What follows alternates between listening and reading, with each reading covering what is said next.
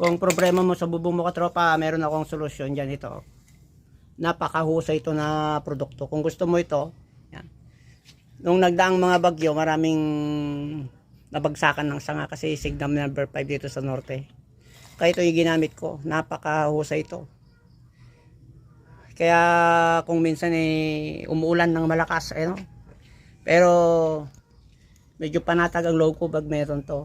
Kasi pag may butas ang bubong, nakakaya rin sa mga pag may bisita tayo sa ating mga anak. Lalo na pag yung tulo nasa mismong kwarto ng anak mo o sa atin, yun ang malaking problema. Ito yung solusyon yan katropa.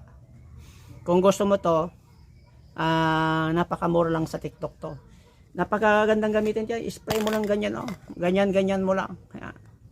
Kasi pag ini-spray mo to, di ba yung ito liquid, kasi ito liquid, dumaydaloy yan hanggang hinahanap nyo yung butas, hanggang yung pinakamalit na butas talagang tinapatapalan niya. Kung minsan kasi di natin maiwasan yung pabilisan, yung tapal-tapal, pero natry ko na yan.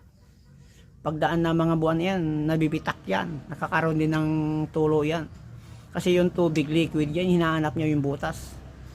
Ito, pag ginagamit mo to, pag i-spray mo, yung maliit na butas, hinahanap niyan, tinatapalan. Kasi liquid to. Pag tumigas to, rubber din to. Kaya napakausay. Tingnan mo. Ayan. Flexible rubber coating. Napakamura ngayon dito sa TikTok to katropa. Naka buy one take one siya. Kaya, try mo na. Ito yung solusyon yung hinahanap mong butas sa bubong yan. Kung wala ka pang pampalit ng bubong mo, gamitin mo to. Talagang napakahusay ito katropa. Murang-mura lang yan. Tingnan mo. Yan. Flexible rubber coating. Simpleng gamitin, madali. At easy lang, ganyan mo lang. Tapos na. Wala ka ng problema sa butas. Check out na.